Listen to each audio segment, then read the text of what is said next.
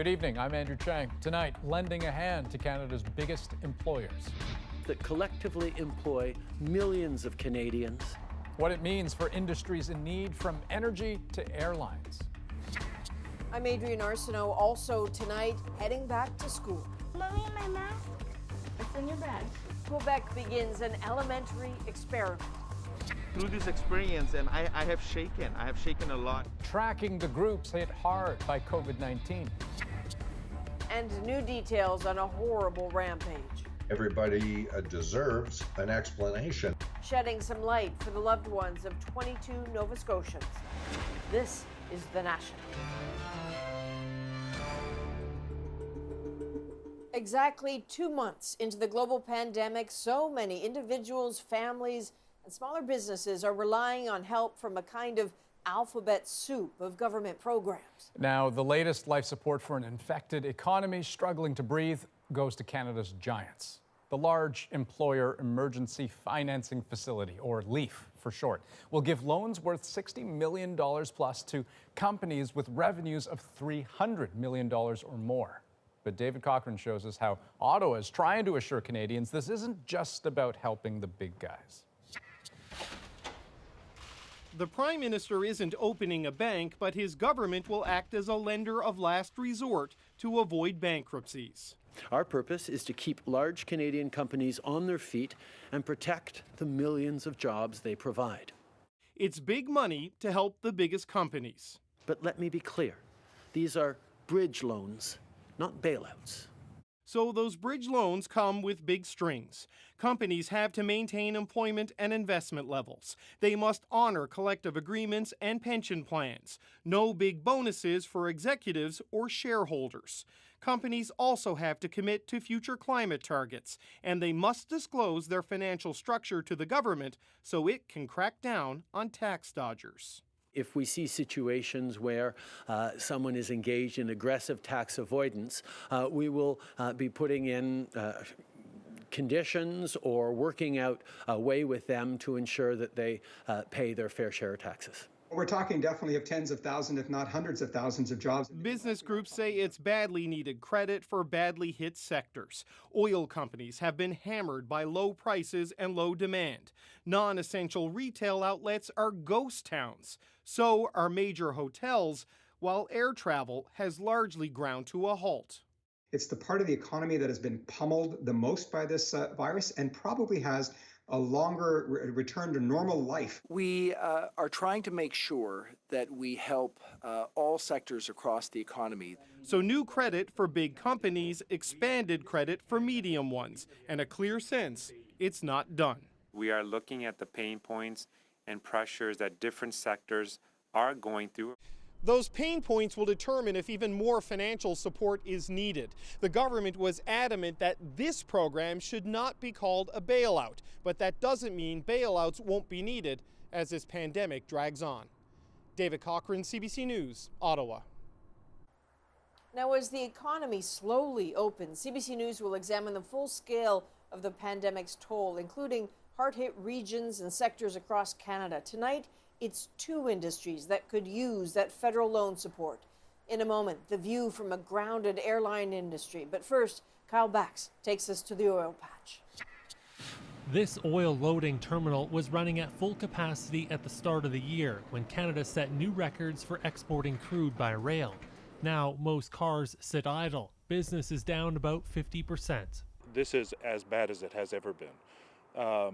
The discounted price in Western Canada has had a very dramatic impact. Today's announcement of federal aid was what those in Alberta were looking for. This is a very important sector to our country, and there's some great companies out there that need support, and we think it's important that they get it quickly.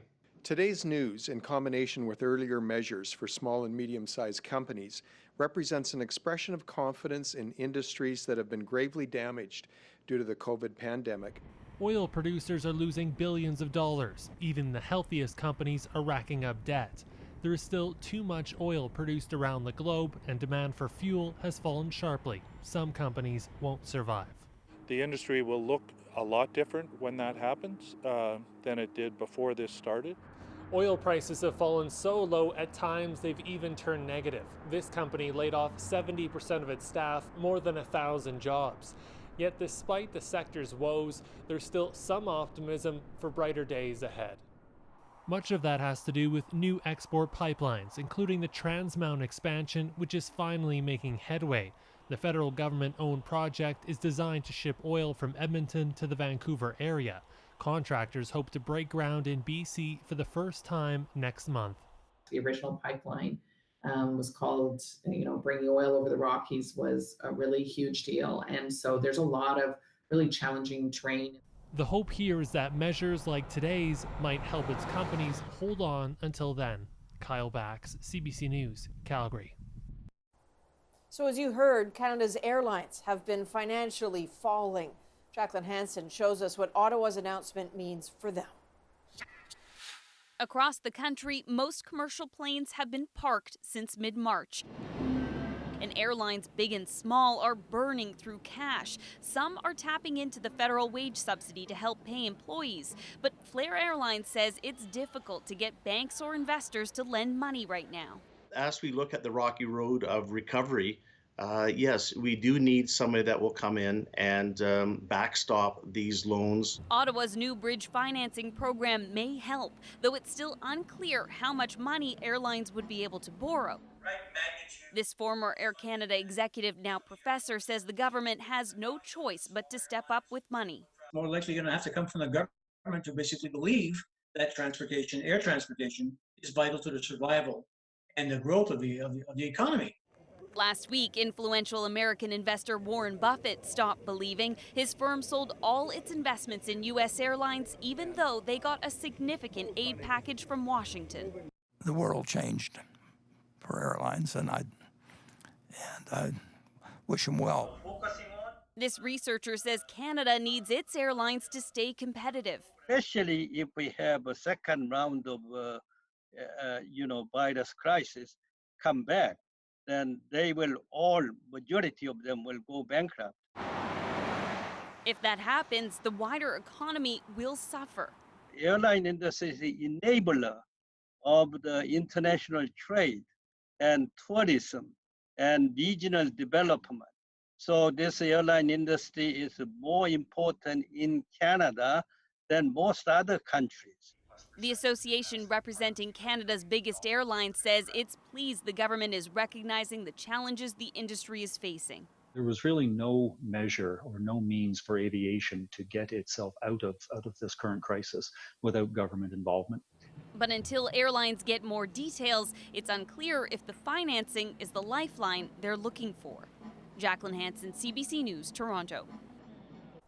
For more on COVID-19's economic impacts, join CBC News for a live, commercial-free, virtual town hall. Rosie Barton and Duncan McHugh host Living with COVID, your job, your money, your future. So tune in this Wednesday at 7 p.m. Eastern on CBC News Network and CBC Gem. And CBC Radio 1 listeners, check your local listings for airtimes. Be sure, please, to email your questions to covid@cbc.ca. Now let's look at Canada's efforts to flatten the COVID-19 curve. After a relatively sharp climb early last month, it peaked first on April 23rd with 1,920 new cases, new infections, then again on May 3rd with 2,760, though many of those were actually previously missed Quebec cases being added to the stats. Overall, numbers have gone steadily down since. Today's count, 1,133. Now, today, Quebec sent thousands of students back to school. It is an experiment in the province hit hardest by this pandemic. Now, schools are still closed in the Montreal area where most cases are, but for the rest, the experience looks awfully different than we're used to seeing. Alison Northcott shows us. You ready to go to school, babe? Yeah. Yeah? Mommy, my mask? It's in your bag. Students are coming back to something very different from what they left 2 months ago. They have to stay 2 meters from each other and their teachers. They can't share toys or play tag, and there will be plenty of hand washing. I'm so happy to see you.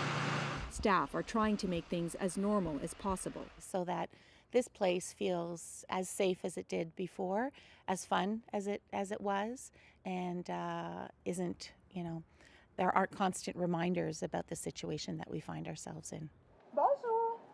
But the reminders are hard to escape. At this school in Quebec City, a temperature check before class. At others, teachers with protective equipment greeted kids with hand sanitizer. I took all morning to make sure that my students have their hands washed.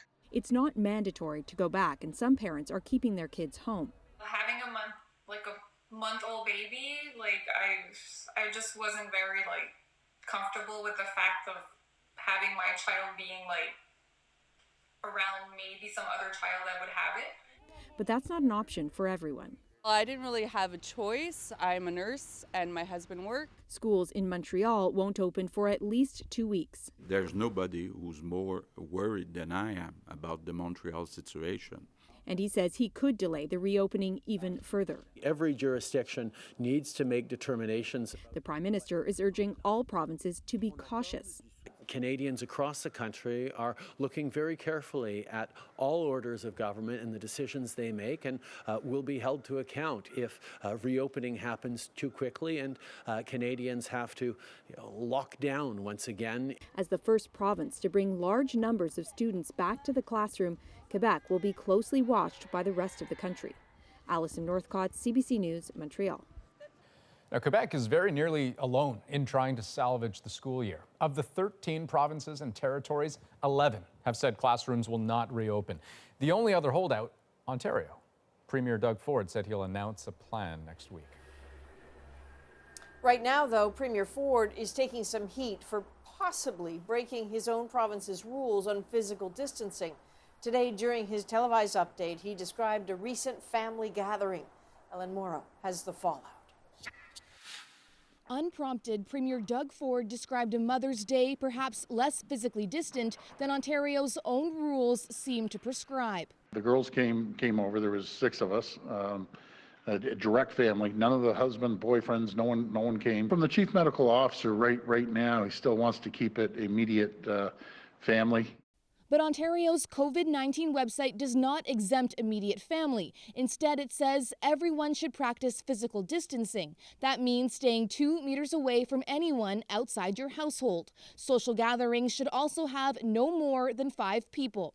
The details of the Ford family visit are unclear, whether they were outside or if the family physically distanced. Still, Ford's revelation triggered confusion, even anger. One Twitter user writing, "I've never went this long without seeing my folks, so am I allowed to visit them now?" Another post says, "This upsets me as I would have gone without my husband and kids to my mom's house." Very contradicting. In an attempt to explain, Ford's office wrote, "We continue to rely on Ontarians to use their best judgment when interacting with individuals outside their household." All of this put the province's top doctor in a tough spot today, clarifying that the official advice to stay in your household bubble has not changed. We're asking people to hold the fort for now. But muddied messaging won't make that already challenging request any easier. Ellen Morrow, CBC News, Toronto. Well, after a hectic and constantly changing winter semester, universities are now making plans for the fall, but some are already saying their lecture halls will remain mostly empty. At least 3 universities in Montreal, including McGill, say their fall courses will be offered primarily online. On the West Coast, both UBC, SFU, also the University of Victoria say they're also sticking to online courses come September, though we are expecting details from individual faculties over the coming days. Starbucks Canada says it plans to reopen 2/3 of its stores by the end of the week, with the goal being to open the vast majority of them, 85%, by the end of May. Customers will need to wear masks, and all employees will have to take a temperature check before starting their shifts and wear a mask while working. It means a lot for us to be here to honor her, and it kind of gives everyone maybe a little bit of closure in a way. More than 150 people came out to honor Sub-Lieutenant Abigail Cobra in Halifax today. She's one of the 6 military members killed in a helicopter crash last month. The 23-year-old's family was joined by military and civilian dignitaries in a police-escorted motorcade. 2 fire engines, several military police cars, and many motorcycles followed the family's vehicle. Now remember, that accident was just the latest tragedy for Nova Scotia. Today, new details emerged about another horrible night and day for the province, that shocking rampage last month. Over the course of 13 hours, a gunman killed 22 people before he was killed by police. Along the way, he set fires, created 17 crime scenes, and caused confusion by driving an official-looking police vehicle. Many questions remain, and today we got some answers. Kayla Hounsell has the details. Nova Scotia RCMP say they now know where the gunman obtained the police decals for his fake RCMP cruiser. Investigators say they were created without the permission of the business owner, but the owner and the person who printed them are cooperating with police. I'm very curious what this person thought they were doing and for whom when they agreed to take on this task for the shooter. Police also say they now believe the gunman used an accelerant to set fire to various homes and vehicles. Witnesses told them he had a significant supply of gasoline. He also had 2 semi-automatic handguns and 2 semi-automatic rifles the day of the rampage. One of the guns has been traced back to Canada. The rest are believed to have been obtained in the United States. Police still haven't said the caliber of the weapons. And holdback information can be used to vet future stories offered by witnesses or suspects. The RCMP is also now conducting a psychological autopsy on Gabriel Wortman. You're looking at the information provided by witnesses about the individual, their lifestyle, their circumstances, their emotions, their reaction to stress. This criminal profiler says although the gunman is dead, this kind of personality analysis could finally produce the motive. It's, I think, critical to an investigation such as this, where there's been such an impact to the public, to so many people of such a severe nature. Investigators now say they want to speak with anyone who may have had a conflict with the gunman, whether professional or personal, no matter how long ago it occurred. Kayla Hounsell, CBC News, Halifax. Well, now to a story with a plot line you might find surprising in this country. It's about an international landlord operating in 2 of Canada's biggest cities, and a warning from the United Nations. We'll let John Lancaster explain. This one, facade restoration update. Howard Druckmann thumbs through dozens of notices he's received recently from Achilles, a Swedish-based corporation that owns the Toronto building he lives in. 38 so far, each warning of an impending disruption due to maintenance or renovations. Shutting down heat, shutting down water, coming into the suites, checking fire alarms, those kinds of things. So it's been very interruptive. Achilles owns about 3,500 rental units in Toronto, 3,900 in Montreal. The UN report hasn't been made public, but Leilani Farha says she has concerns with the way Achilles operates.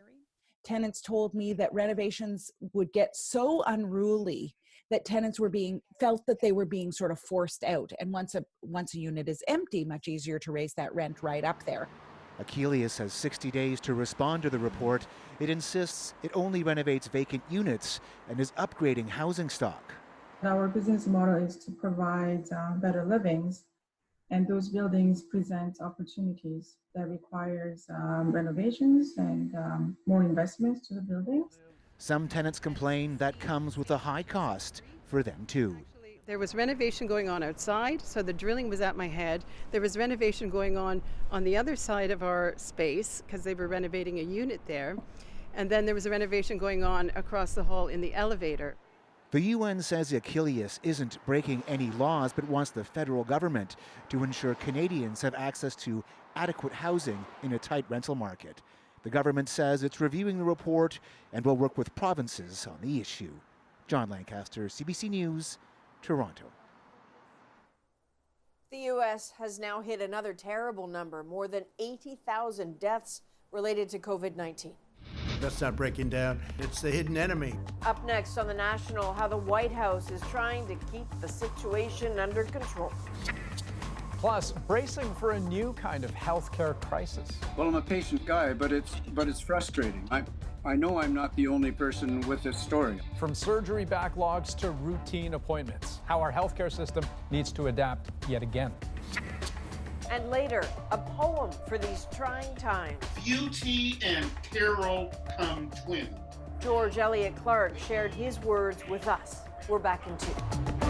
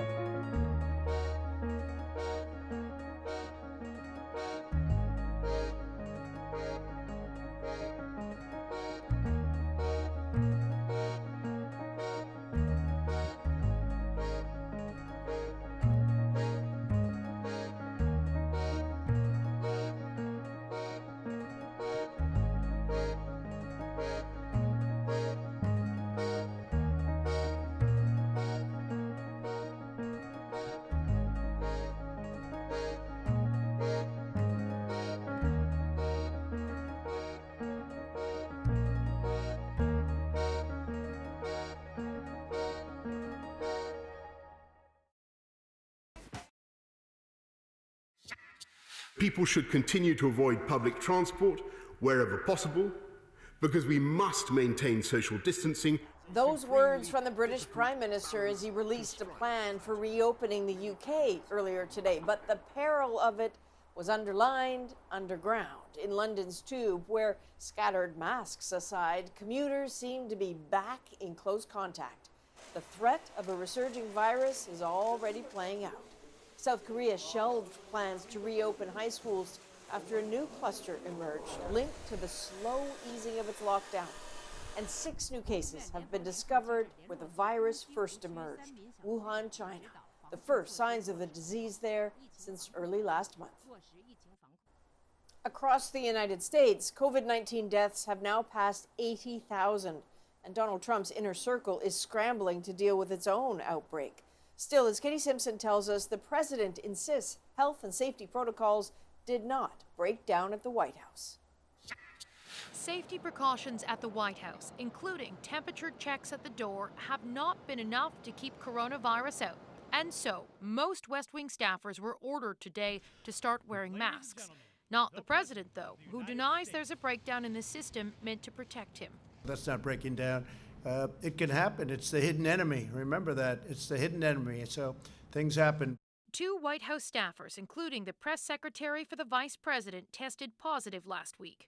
Even in the White House, they haven't figured out how to get this under control and keep things operating on a daily basis. And again, as you said, they have basically unlimited resources. Mike Pence is not in self-isolation, unlike 3 senior officials who were exposed, including Dr. Anthony Fauci. It raises new concerns about what kind of message Pence is sending to the public. You see Mike Pence just going back to work as if nothing had happened. I think that's almost like a license to engage in dangerous activity yourself. Outside of the White House, it is far from business as usual. Washington's mayor opened a new 400-bed COVID-19 field hospital. We consider this site our insurance policy. We hope that we will never have to use it, but it is here. The Capitol is not yet ready to allow businesses to reopen, even if the president says now is the time to start because of advances in testing capabilities. We have met the moment, and we have prevailed. As far as Americans getting a test, they should all be able to get a test right now. Donald Trump has previously claimed that anyone who needs a test can get one, and it was easily proven to be false. What's different this time, the White House is trying to argue, is that it's just earmarked $1 billion in aid to help states get more equipment. Katie Simpson, CBC News, Washington.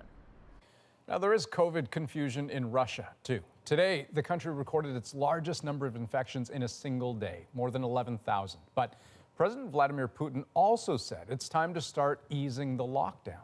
The CBC's Chris Brown takes us through the mixed messages.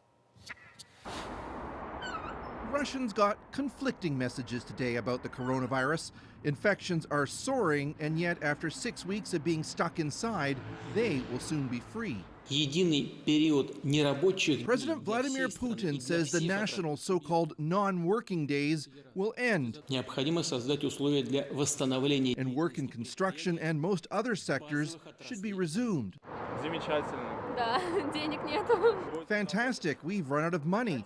We'll go back to work, this relieved couple told our producer. But others were more cautious.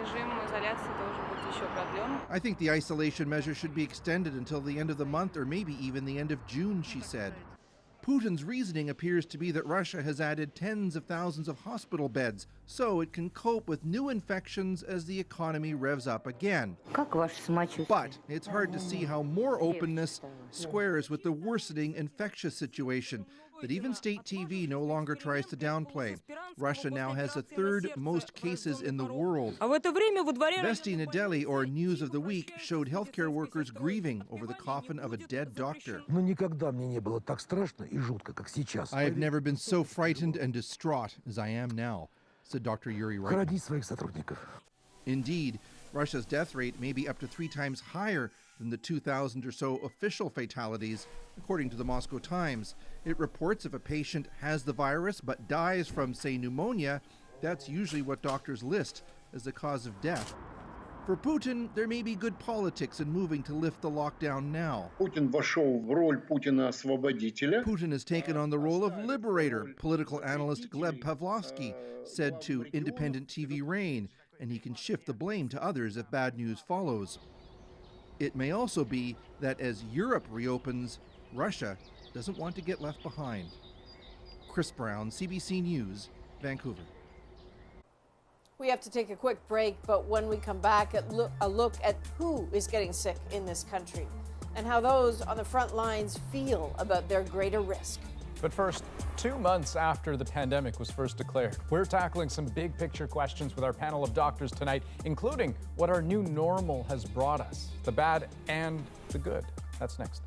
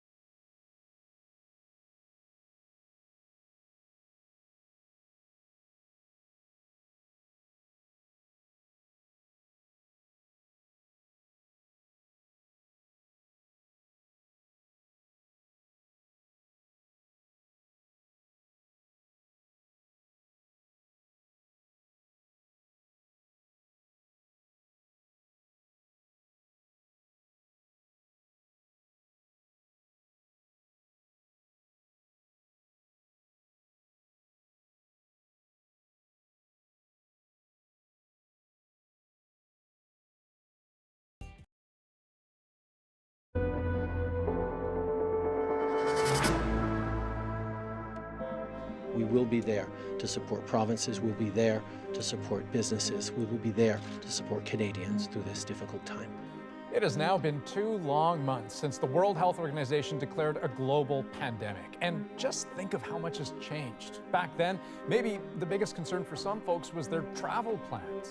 On March 11th, Canada reported just 118 cases of COVID-19 and 1 death. Now, nearly 70,000 cases and more than 5,000 lives lost. 3 million jobs were wiped out by public health measures. Millions more people had their hours cut. In response, governments have unleashed billions in stimulus money, and the isolation of physical distancing has become the new normal. So at this 2-month mark, we want to take stock of what we've been through, what we've learned or have yet to, and what lies ahead. So let's bring in Dr. Isaac Bogosh, an infectious diseases specialist, and Dr. Samantha Nutt, a physician whose work has taken her to some of the most devastated regions of the world, also the founder and executive director of War Child Canada. Hello to the two of you. And, you know, Dr. Nutt, maybe I'll start with you, but I'll have you both answer this question. 2 months in, what have we accomplished? Andrew, we accomplished what we set out to accomplish, which was really to flatten the curve, to not overwhelm our ICUs, to ensure that those who became sick with this virus were able to seek care. And so we did do that. We were trying to avoid what was happening in Italy. We successfully accomplished that. At the same time, this tragedy has taken a terrible toll on our long-term care facilities, and so there are ways where we really, unfortunately, despite what we have accomplished, also missed the mark. Dr. Bogosh? I completely agree. I mean, the whole purpose of a lot of this major lockdown that we're going through has really been to prevent the overwhelming of our healthcare system.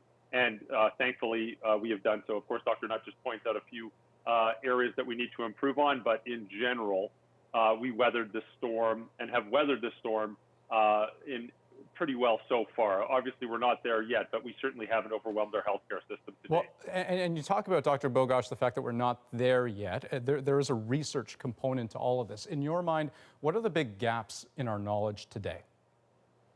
Yeah, there's some huge gaps. Certainly, immunity is one of them. So for people that have recovered from this infection, to what extent are they immune, and for how long does that immunity last? I think we need a much better understanding on what exactly is the role of truly asymptomatic people in transmitting this infection versus people with mild symptoms versus people that have what we call pre-symptomatic spread of this infection. And of course, the elephant in the room is, what are the best treatments for this? How do we develop an effective and durable vaccine for this infection? So those are the key issues that I see. Right, and Dr. Nutt, I'm seeing you nodding your head. I mean, from a medical perspective, what is the fastest way to get the answers to those questions? And I also wonder, what are the barriers too? Well, I think everything that Dr. Bogosh has just said is absolutely correct. We still don't even know in this country how many people, even roughly how many people were actually infected, have been infected with COVID-19, may still be infected with COVID-19 because of the limitations to our testing, especially early on. So knowing who is immune, what immunity means. So one of the ways that you get the answer to that question is to conduct serological testing, to do antibody testing, to understand how many people may have already been exposed and what that exposure means in terms of preventing the future transmission or those people not becoming sick if they're exposed again. We still don't know the answer to that. But there are some good examples from elsewhere in the world. For example, New York, their public health, they just did a serological analysis, a sample, and they found that about 20%, actually 21% of people in New York City had already had some degree of infection with COVID-19. What that means in terms of whether they can get reinfected is still an open question, but we need answers to that in Canada, and the only way to get some of those answers is to conduct those kinds of studies. More testing, more testing, more testing. Dr. Bogosh, though, vaccine. I mean, that's the other word at the tip of everyone's tongues. Are we all still in agreement that that is kind of the ultimate end game here? It really is. I mean, if we have an effective and durable vaccine, this is our way out of the mess that we're in right now. Of course, we know it takes time to develop, but there's some wonderful vaccines that are under development, and we're going to have some really good results available as early as June with some of the vaccines that are in a more advanced phase. What we don't know is how effective those vaccines will be, whether or not those vaccines, if they are effective, if we'll need to have multiple vaccinations over time, or if one vaccine will be sufficient and provide protection for a lasting period of time. You know, it's interesting. When I think about how transformative this pandemic has been, I mean, it's not, strictly speaking, all bad. I think of the advances in virtual medicine, the fact that so many folks can work from home and do it well. Dr. Nutt, when you think of the new normal, I mean, walk me through, in your mind, the good, the bad, the ugly.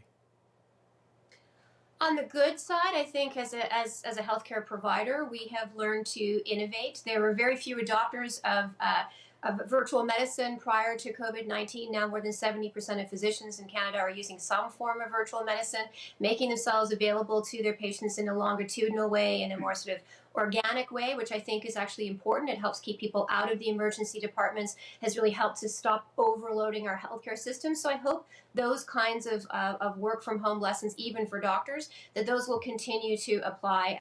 Dr. Bogosh, I'll give you the last word. Same question, your portrait of the new normal. Certainly from the bad and the ugly side, one other thing to add is I'm really worried about mental health.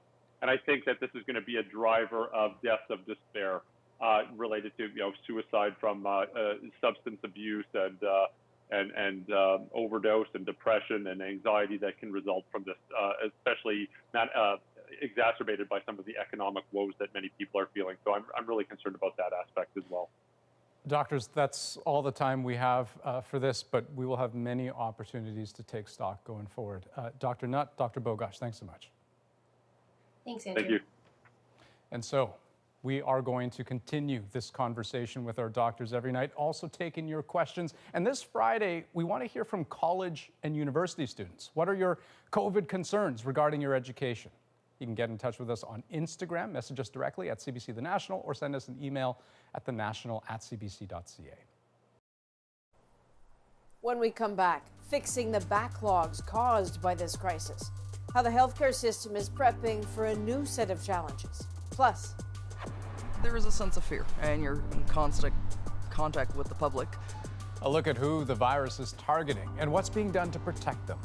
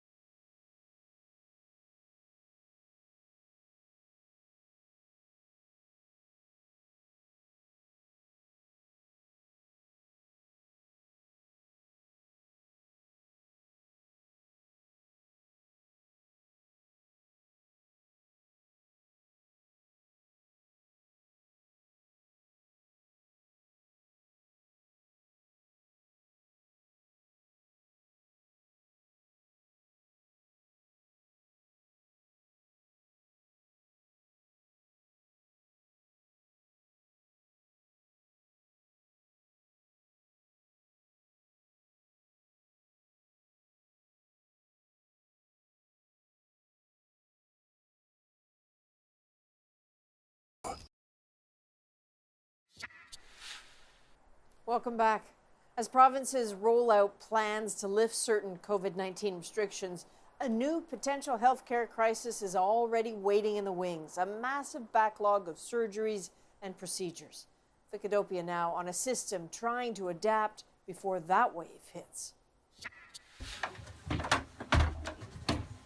Richard Girk's worsening hip makes every step painful. It's something like a pointy blade of a jackknife inside pressing on it when I bear weight on it.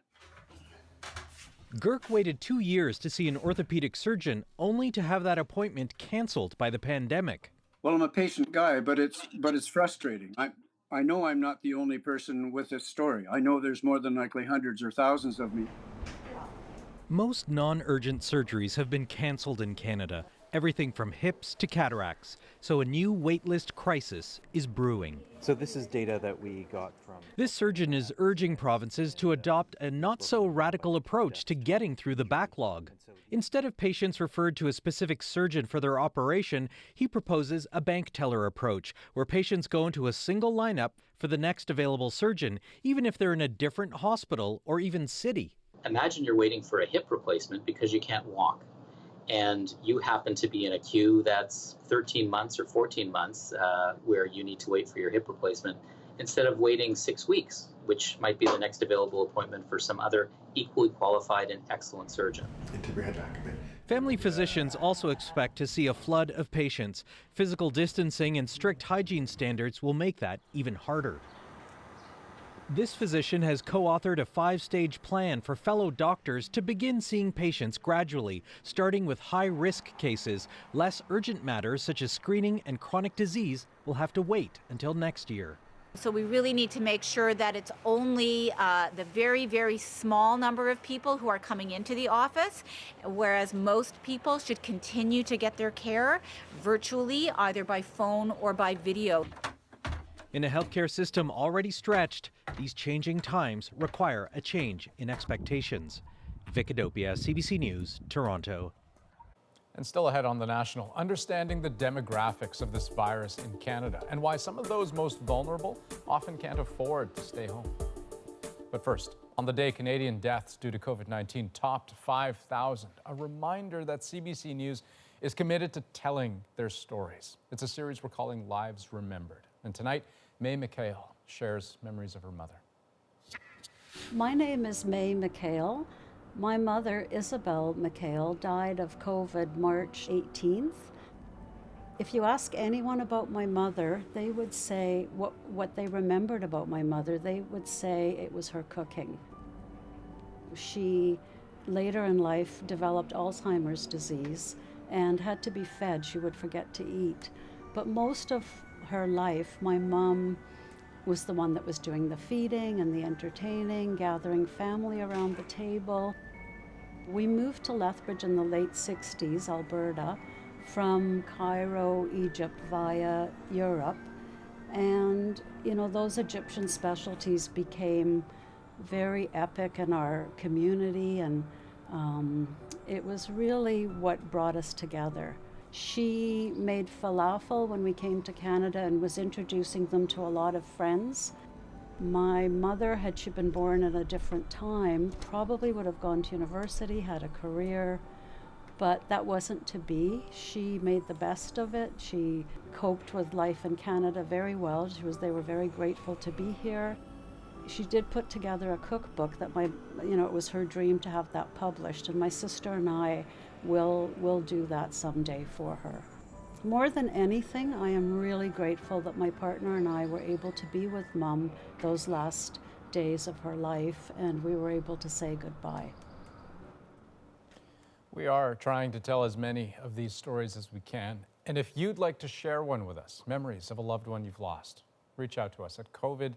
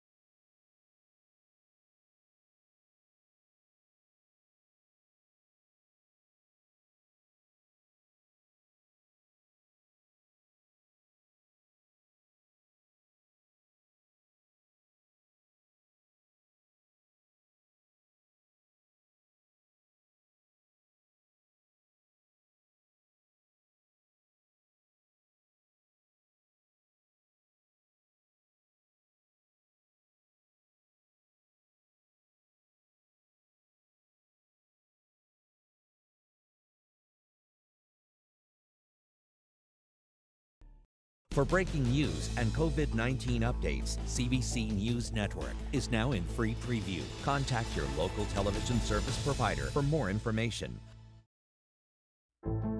I'm Pia Chattopadhyay. Tomorrow on CBC's daily news podcast Front Burner, the future of sports post-COVID-19. As major leagues plan comebacks, we ask, will sports ever be the same? Subscribe wherever you get your podcasts. We know the majority of Canada's COVID-19 dead have been residents of long-term care homes, but other groups are vulnerable. Today, for example, Toronto had the first death in its shelter system. And of course, all the essential workers at risk on the front lines. Ioana Meliodas looks at what's being done to protect them. Emergency rooms were bracing for it, the dreaded surge. It didn't happen, but no one is breathing easy yet.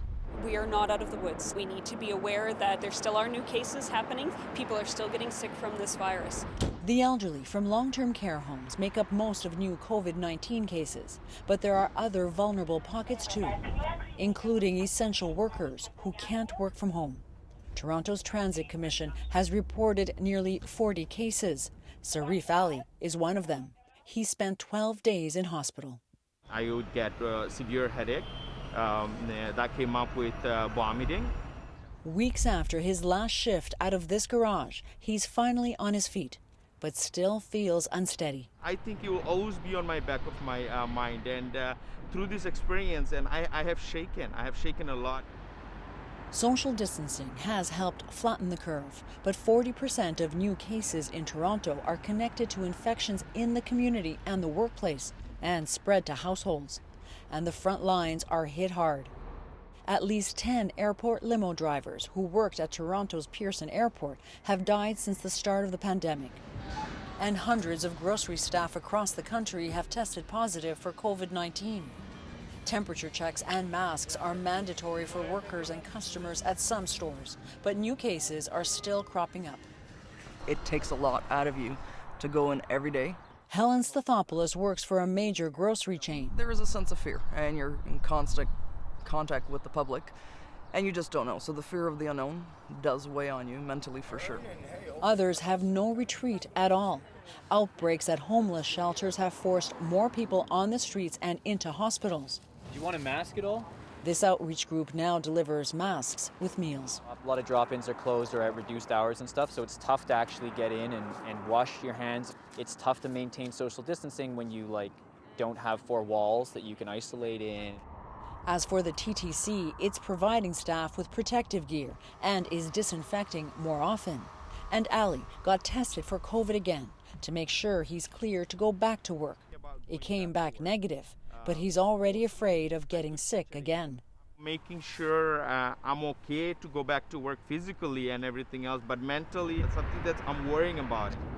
And the fear is what happens as restrictions ease and this so-called lull is over. Ioana Meliodas, CBC News, Toronto. When we come back, finding the right words to describe this moment in time. To spy past clouds how light results.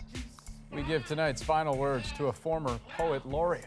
But first, Serenity now! Tributes are pouring in for Jerry Stiller, probably best known for playing cantankerous father figures like Frank Costanza in Seinfeld. The tradition of Festivus begins with the airing of grievances. And Arthur Spooner in The King of Queens. I am not moving, and if you force me, I will wear only underwear to dinner. But his career started long before that, appearing in variety shows in the 1960s alongside his wife and comedy partner, Ann Mira. Lance, please. Lance, you're moistening my knuckle. He worked with his son, too, actor-director Ben Stiller in Zoolander. I love that kid. Dumb as a stump, but I love him. It was Ben who announced his father's death on Twitter today. He was a great dad and grandfather and the most dedicated husband to Anne for about 62 years. He will be greatly missed. Jerry Stiller was 92.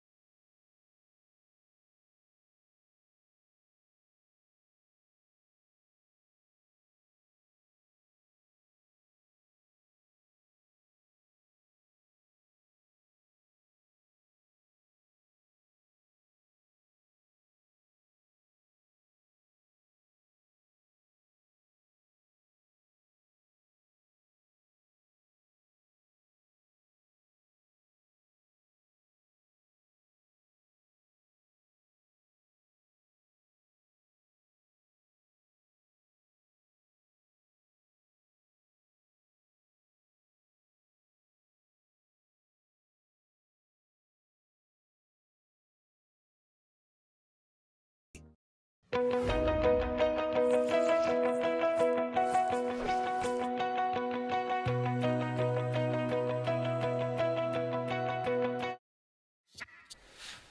like to do something a little different in place of tonight's moment. Like so many people, former Canadian poet laureate George Eliot Clark is spending most of his time at home, but that has not slowed him down. He's written a new poem about the COVID-19 crisis, and he agreed to read it for us from his home office in Toronto. So we'll leave you with that tonight. That is The National for May 11th. Good night. Good night. Weathering. Spring brings the dash and splash of rain, so leaves upholster all the trees, and home can be outdoors again, our faces bared to kiss each breeze. Winter's woeful, doleful weather made us standoffish, stand apart, fearing that to stand together would grant disease no distant start. Now willows dangle, rambunctious tendrils, green fronds that vein the wind, while pale trilliums jitter, conscious that beauty and peril come twin.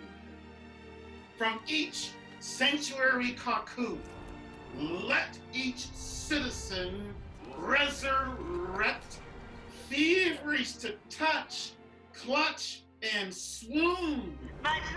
I know. Ending forced traumatic neglect. Uncompromising is beauty and love. I'd like to show you a hug. While frost to blossoms melts. To breathe is to love. Our duty to spy past clouds how light results. To spy past clouds how light